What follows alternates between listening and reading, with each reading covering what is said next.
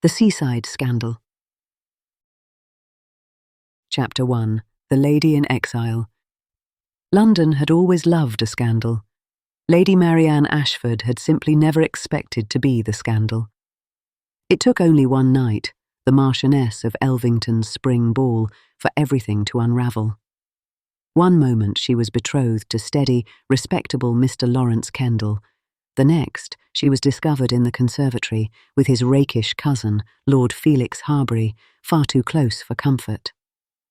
No one cared that she had been cornered, that she had pushed Harbury away, that his laughing protestations drowned out her anger.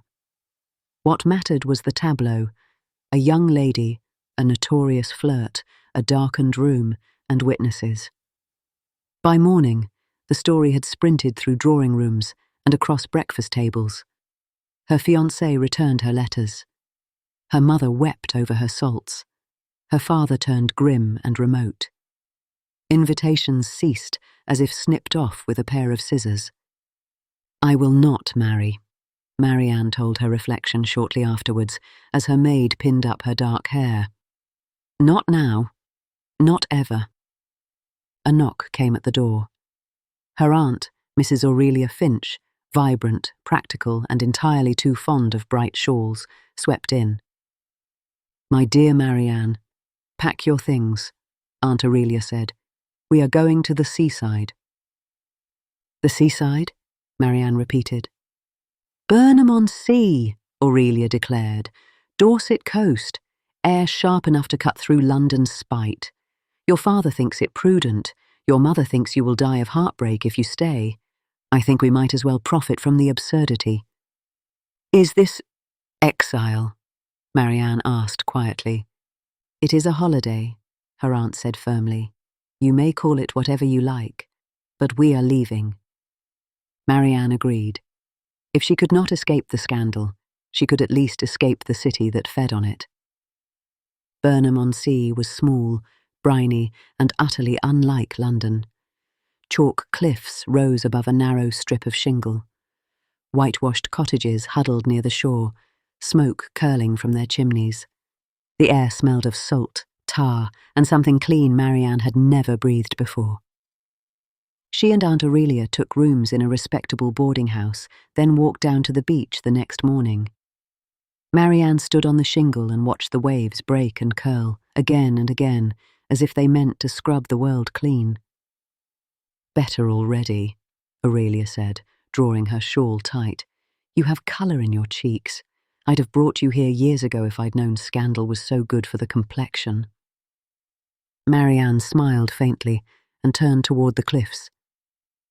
That was when she saw him. A lone figure stood near the edge of the headland, beside an easel, coat flapping violently in the wind. He bent over the canvas, utterly absorbed, as if the drop at his feet and the sky above him were mere inconveniences. "He must be mad," Aunt Aurelia said, "or an artist, which is much the same thing." At the village inn, Mrs. Pritchard, the landlady, readily supplied information. "That'll be Mr. Leigh, ma'am," she said, setting down their tea. "Painter, lives up at Cliff House. Lost his wife last year in a terrible fall from the cliffs. He keeps to himself. Good man, they say, though not what you'd call cheerful." "Poor fellow," Aurelia murmured. "Grief can hollow a person out." Marianne, who knew what it was to be hollowed by something else entirely, felt a tug of unexpected sympathy. In the days that followed, she walked the cliffs every morning with her aunt. The sea shifted constantly, sometimes a brooding grey, sometimes blue and sparkling, sometimes whipped into white-capped fury. Marianne found its restlessness oddly comforting. There was honesty in its moods. And often, somewhere along the path or far above on the headland, she saw the painter. One morning, climbing a little higher than usual, she came upon an unattended easel facing the sea. The canvas held a rough seascape, heavy, moving water in layered shades of blue and grey, flecks of white where waves broke. It seemed to breathe. She stepped closer, drawn in. "I would not touch it, if I were you." She turned sharply. The man from the cliff stood a few paces away, sketchbook under his arm, a smudge of charcoal on his cheek. He was tall and lean, his hair wind-tousled and fair, his eyes a surprising grey, stormy rather than cold. "I had no intention of touching it," Marianne said, stung. "My apologies." He inclined his head.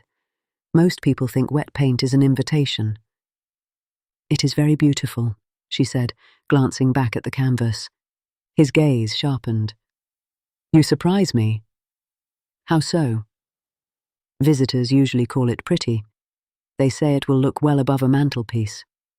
"I do not think the sea likes to be called pretty," Marianne replied. "It looks as though it might resent it." He studied her for a moment, then looked back at the painting. "No," he said quietly. "It would." There was a pause. He cleared his throat. "You are staying in the village?" "Yes, with my aunt." "Mr. Owen Leigh," he said, "of Cliff House." "Lady Marianne Ashford," she replied. No flicker of recognition crossed his face, no hint that her name was now attached to a broken engagement and a disgraced conservatory. He only inclined his head again. "I hope you will enjoy our unremarkable little coast, Lady Marianne." "I find it quite remarkable," she said. He gave a brief, almost reluctant smile, then moved to the canvas, his brush already reaching for the paints. As she walked back down toward the village, Marianne's heart felt strange, lighter and heavier at once. She told herself it was only the climb. She did not plan to meet Mr. Leigh again. The sea, however, had ideas of its own. Chapter 2. Storm and Solitude. Burnham-on-Sea talked. Marianne heard it when she collected bread from the baker or walked past fishermen's wives mending nets. "She's some high lady from town," one woman said. "You can tell by the cut of her cloak." "And sadness in her face," another replied. "There's a story there, I'd wager." Marianne drew her hood up and kept walking. She had become a story once already. She had no wish to become a sequel. Aunt Aurelia took a different view. "If they must talk," she said over breakfast, "let them. Better they discuss us than the price of cod. At least our characters don't smell." But rumours did not stop with Marianne. They curled around Owen Leigh too. "Such a tragedy," Mrs. Pritchard confided one afternoon. "His wife fell from the cliff path in a storm. Some say they'd quarrelled, that harsh words were spoken. You know how people are. Once a woman is dead, they hang the widow's grief round his neck like a millstone." "It is a wicked thing," Marianne said sharply, "to turn another's grief into entertainment." Mrs. Pritchard flushed and retreated behind the counter. Aunt Aurelia squeezed Marianne's hand. "Easy, child," she murmured. "You'll give yourself apoplexy." "I am tired of whispers," Marianne said, "and of the way they crush living people under the weight of a single story." Yet despite her annoyance with gossip, her paths and Mr. Leigh's continued to cross. Some mornings she and Aunt Aurelia met him on the cliffs. Aurelia drew him, bit by bit, into their conversations, commenting on the wind, the state of the path, the wildflowers. He responded with dry humour and the occasional surprising turn of phrase. "You paint the sea as if you are arguing with it," Marianne said once, watching him work. "Arguing?" he echoed. "As if it has insulted you," she said, "and you will not be satisfied until you have answered every wave." A glint of amusement touched his eyes. "Perhaps I am arguing with myself," he said. "The sea simply listens better than most people." It might have continued like that, civil, measured, distant, had the weather not turned fickle. One afternoon, Marianne walked alone. The sky, clear when she set out, darkened with unnerving speed. By the time she reached the path below the headland, gusts tore at her bonnet ties and stung her eyes with blown sand. Above, near the cliff edge, she saw Owen's familiar figure bent over his easel. "Mr. Leigh," she called. The wind flung her voice away. She gathered her skirts and climbed. He did not look up until she was almost upon him, rain already needling the canvas. "Lady Marianne," he said, startled. "What are you doing up here?" "Trying to prevent you from flinging yourself to your death for the sake of a painting," she said. "You must come down. The path will be dangerous in this." "I know this, Cliff," he said. "I have painted storms far worse." "And yet," she retorted, "I have no desire to watch you prove it, nor to hear Mrs. Pritchard explain to the village that the London lady let their painter blow away like a stray hat." For a heartbeat, he simply stared at her. Then, unexpectedly, he laughed. "You are very imperious," he said. "Has anyone told you?" "Frequently," she replied, "usually before abandoning me to scandal. Come, the canvas is already lost to the rain." He glanced at the sky, then at her mud-spattered hem. "Very well," he said. "You have shamed me into prudence." They collapsed the easel, lashed the canvas, and began the descent. The path was slick, the wind shoved at them like a living thing. Marianne's boot slid. She pitched sideways, only to be arrested by a firm hand on her arm. "Steady," Owen said, close to her ear. For a flash of terror, she was back in the conservatory, a man's hand pinning her in place. But this grip was steadying, not trapping. When she looked up, Owen's eyes were intent, concerned, not hungry. "Thank you," she managed. He released her at once. "My fault. I should have insisted you go down first." They found refuge in a hollow beneath a cluster of wind-bent trees. Rain pounded the leaves, filling the air with the smell of wet earth and salt. "Do you often risk your life for wayward artists?" he asked. "Only those whose work I admire," she said. "It would be inconvenient to begin admiring someone else." He huffed a laugh. "You have an eye. Most people call the sea dreary in this weather." "Greys are honest," she replied. "It is the bright colours one must distrust. They promise too much." His gaze shifted to her face. "You speak from experience." "So do you," she countered. "You do not speak of your wife." "You do not speak of London," he said softly. There was a pause. Rain drummed overhead. Waves crashed below. "Some things are easier left unsaid," Marianne murmured. "And yet silence can weigh as much as stone," he said. "Stones cannot be repeated in drawing rooms," she replied. He looked at her for a long time, then nodded. "Fair." When the worst of the rain had passed, he insisted on escorting her back. "If you return alone, soaked and wild-haired," he said, "the village will invent 6 explanations, none kind. I have no wish to furnish them a fresh scandal." "You think me so fragile?" she asked. "I think them so careless," he said. The words settled into her like a seed. That night, she lay awake listening to the receding storm, and beneath it the echo of his voice saying, "I think them so careless." She had been blamed for one man's carelessness before. She was beginning to suspect Owen Leigh might be different. Chapter 3. Portraits and Past Ghosts. It was Aunt Aurelia who encouraged Marianne to call at Cliff House. "You are forever talking of his work," she said. "Go and see the studio. It will do you good to be in a place where creation, not reputation, is the measure of worth." "It would be an imposition," Marianne protested, though the thought thrilled her. "My dear, if he minds, he will say so," Aurelia replied. "And if he is offended that a lady admires his painting, then he is a greater fool than I take him for." So Marianne walked up to Cliff House one bright afternoon.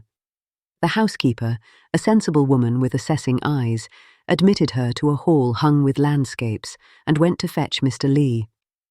The studio took up the best room at the top of the house. Light poured through wide windows, canvases lined the walls. The air smelled of oil, turpentine, and sea. "It is chaos," Owen said apologetically as she entered. I ought to have warned you.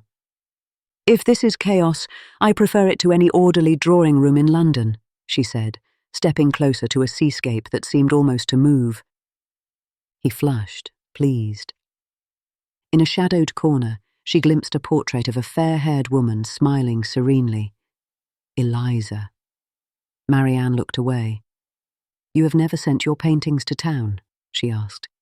No. His mouth tightened. London takes more than it gives. I understand, she said quietly. He glanced at her, surprised. Their eyes met. In that look, each recognized a fellow exile. While he went to ask for tea, Marianne drifted to a table where a sketchbook lay open. She knew she should not pry, but the page showed a familiar cliff line and the quick shape of a woman's figure, cloak whipped by wind. Her own. She turned another page. Her profile, her hands folded, her hair pulled back tight. A softer sketch of her laughing, head thrown back. A darker one, her standing rigid on the shore, face turned resolutely to the sea. Heat rose in her cheeks. You have been busy, she said when he returned. He followed her gaze and coloured too. I ought to have asked your permission. Forgive me. You are an interesting subject. Interesting, she repeated, torn between indignation and something almost like delight. You carry yourself like a woman prepared to endure anything, he said slowly. And yet you look at the horizon as if you are half hoping to be carried away. It makes for a compelling contradiction. You see too much, she said. I paint what I see, he replied simply. He hesitated then. Would you sit for a formal portrait, if you would allow it, with the sea behind you? It would be a challenge I find myself wanting. Her first instinct was refusal. To sit for him would be to grant his gaze a kind of license. But the thought of being painted as she truly was, not as society had declared her, tugged at her heart. For your own satisfaction? She asked. And perhaps as a reminder, he said, that I am capable of painting the living, not only the sea and my ghosts. She considered, then nodded. Very well, I will sit. His relief was almost boyish. Thank you. The sittings began a few days later. Marianne sat near the largest window, the sea a constant presence beyond the panes. Owen adjusted the chair, the light, the angle of her chin. You need not freeze like a statue, he told her gently. Portraits are about truth, not torture. That is not the opinion of most London artists, she said. I am not most London artists, he replied. As he worked, they talked. He told her of his early years in London, rooms full of smoke and talk, patrons who wanted soothing landscapes, patrons' wives who wanted to be painted younger than they were. His wife had loved the city, the parties, the sense of being at the centre of things. Moving to the coast had been his dream, not hers. She tried, he said, mixing a shade for her eyes. She was cheerful, kind, patient. But the quiet weighed on her. I did not see how much. You were consumed by your art, Marianne said. Yes. His mouth twisted. I thought the sea would be enough for both of us. He spoke little of the night she died, but enough for Marianne to picture it. A storm, an argument, a door closing, footsteps fading into wind. The next morning, the wreckage of a life. I have lived with the thought that my pride sent her to her death, he said once, brush stilling. If I had gone after her, if I had swallowed my anger. You might both have gone over the cliff, Marianne said. Perhaps, he said. It is a question I cannot unask. She understood that. She had her own unanswerable questions. If she had screamed louder, fought harder, run sooner. Word of the sittings reached the village, of course. A proper picture up at Cliff House, Mrs. Pritchard said one market morning, unaware Marianne was within earshot. Hours alone together, him painting, her sitting, Mark me, there'll be a Seaside Scandal before long. The phrase prickled. Marianne walked home with the words echoing in her ears. Seaside Scandal. Once again, her mere presence with a man threatened to become fodder for stories. She thought of Owen, already burdened by gossip about his wife's death, of his careful withdrawal from the world.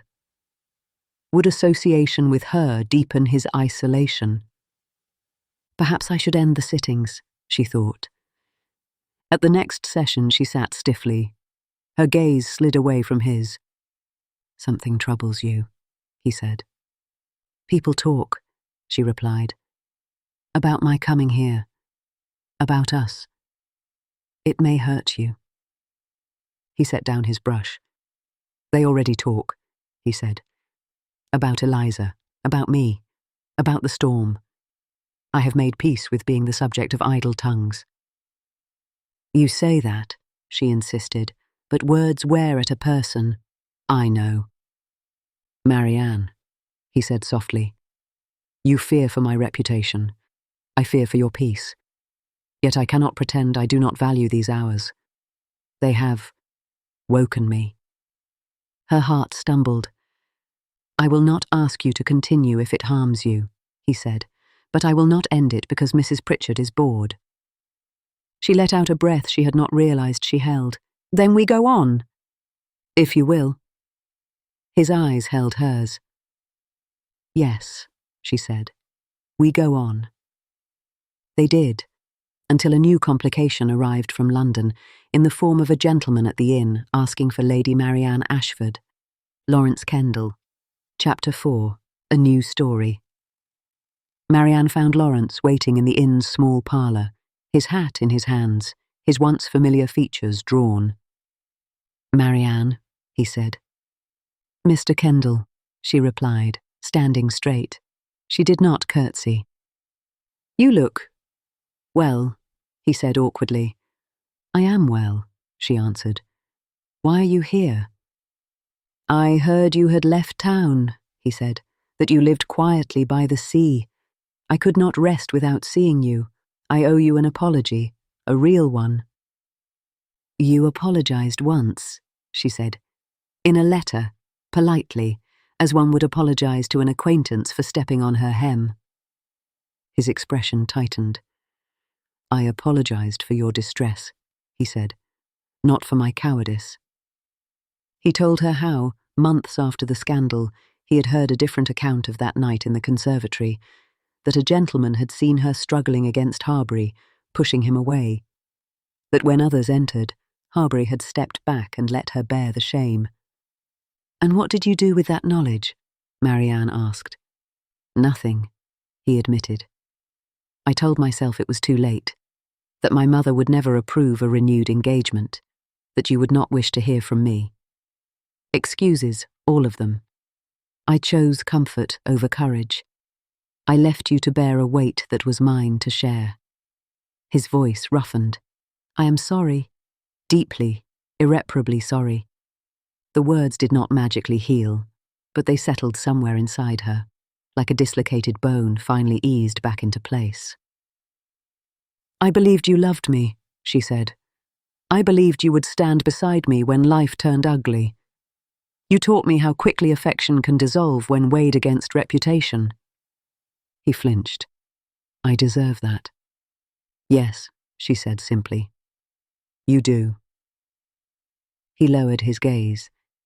I do not ask you to forgive me, only to know that I see now what I did. She considered him. The wound he had given her had scarred. It no longer bled. She had built something new atop it. I will not pretend your apology fixes the past, she said. But I am glad you came. It closes something. Relief washed across his features. Thank you. He mentioned, haltingly, that Harbury's own fortunes had collapsed. Debt and disgrace had carried him away from town. I do not care where he broods, Marianne said. No, Lawrence agreed. You shouldn't. When he left later that day, Marianne stepped out into the sea wind, feeling lighter. The Marianne, who had once waited anxiously for his carriage on Grosvenor Square, could finally rest. She found her steps turning, almost of their own accord, toward Cliff House. The housekeeper looked strained when she opened the door. "Is Mr. Leigh at home?" Marianne asked. "In his studio," the woman said. "He had a packet from his late wife's brother this morning, letters. He's locked himself away with them. I worry, my lady." "May I see him?" Marianne asked. "If anyone can do him good, it's you," the housekeeper replied, stepping aside. Owen sat at the studio table, surrounded by paper. The windows were shut, the air felt close. The portrait of Marianne, half finished on the easel, watched him. He looked up as she entered. His eyes were shadowed, his jaw rough with stubble. "You should not be here," he said hoarsely. "Your housekeeper disagrees," she replied. "She and I are united in our obstinacy." He huffed a humorless breath. "Eliza's letters," he said, gesturing. "Her brother has sent them, proof on every page that I failed her." Marianne picked up one. "Dearest Thomas." She read of boredom, of loneliness, of a husband lost in his art, of arguments, of restlessness, but also of small joys, walks on the shore, shared jokes, quiet evenings. "He loves me in his way," she wrote, "but the sea has a louder voice than mine. Sometimes I resent it, sometimes I envy it." Another letter. "I know I sound ungrateful. There are days when I feel utterly happy, watching him paint, and days when I feel invisible. If anything should happen to me, promise me you will not let him shut himself up with only canvases and waves for company. He needs people, though he will deny it." Marianne set the page down. "These are not charges," she said softly. "They are confessions, of her feelings as much as your failings." "Her brother thinks otherwise," Owen said. "He says my negligence killed her as surely as the fall." "Grief often looks for someone to blame," Marianne said. "You blame yourself. He blames you. But Eliza knew her own mind. She chose you. She chose this place. She struggled, yes. But she was not a child pushed to the cliff." His hands clenched. "I argued with her that night. I let her go out alone in the storm. I stayed, sulking over a canvas." "You made a terrible mistake," Marianne said. "You did not push her. You did not wish her dead. There is a difference." He gave a choked laugh. "You are very generous with absolution, for a woman wronged as you were." "I am not absolving you," she replied. "I am reminding you that you are not the only character in this tragedy. Her letters show a woman battling her own restlessness, loving you, resenting you, needing you, and yet still herself. You cannot carry all of that alone." "I vowed to protect her," he whispered. "And I believed my betrothed would protect me," she said. "He failed. Harbury harmed me. Society finished the work. There is enough blame for everyone. I will not spend the rest of my life frozen in that night." He stared at her. "And you would have me do the same? Step out of this penance?" "Yes," she said simply. "Your wife's memory deserves better than a living monument of misery. Those letters," she tapped the stack, "do not ask you to bury yourself. They ask someone to pull you out." "Why you?" he asked, voice rough. "Why is it you who has come?" "Because I am tired of letting stories written by other people decide how I live," she said. "Yours and mine." He rose abruptly, then stopped a breath away, hands flexing helplessly at his sides. "You confuse me," he said. "You walked into a storm for me. You let me paint you. You stand here defending me against my own guilt. I do not know what to do with any of it." "Try accepting it," she said. "You are allowed to have a future, even after failure, even after grief." His eyes searched hers, raw and hopeful and afraid. "And that future, would you be in it?" "If you ask me," she replied, heart thudding. He lifted a hand, hesitated, then touched her cheek as if half expecting her to vanish. I am afraid, he admitted. So am I, she said. I swore never to marry, but I swore that when I believed love a fragile thing that vanished at the first hint of trouble. Perhaps I was wrong. Perhaps stubborn, flawed affection is stronger than fragile adoration. He huffed a shaky laugh. I have stubbornness in abundance. So do I, she said. Between us, we might weather anything. He bent his head. She rose on her toes to meet him. The kiss was gentle, asking rather than taking. It tasted of salt and sorrow, and something unexpectedly sweet, possibility. When it ended, Marianne felt as if some tight band around her chest had loosened at last. I do not deserve you, Owen said. Perhaps not, she replied, but neither do you deserve to be alone forever, and I am done letting men decide my worth. I choose this. I choose you. His eyes closed briefly. When he opened them, they shone. Then I will spend whatever years I have left trying to be worthy of that choice. They married quietly in the village chapel not long after. Aunt Aurelia organised everything, somehow managing to coax flowers from reluctant gardens and cakes from reluctant bakers. The pews were filled with villagers who had watched the London lady walk their cliffs and the widowed painter walk alone. The sea was calm that morning, polished silver under a pale sky. After the vows, they stepped out into the soft light hand in hand. The air smelled of salt and lavender and new beginnings. Do you regret anything? Owen asked quietly as they paused on the path. I regret ever thinking my life ended with a scandal, Marianne said. And you? I regret every moment I spent staring only at the sea when there were people beside me, he answered. But if those mistakes led us here, necessary weather, she said. He smiled. Spoken like a true painter's wife. Some weeks later, Owen packed the finished portrait of Marianne, the one painted with the restless sea at her back, and sent it to a small gallery in London. He did it with steady hands. They will title it something foolish, he warned. They did. A friend of Aunt Aurelia's wrote to say the painting had been hung in the front room with a small card beneath, The Seaside Scandal by Owen Leigh. Marianne laughed when she read it. If that is scandal, she said, showing the note to Owen, I am content to be notorious. Let them gossip, he said, drawing her close. We have better things to do.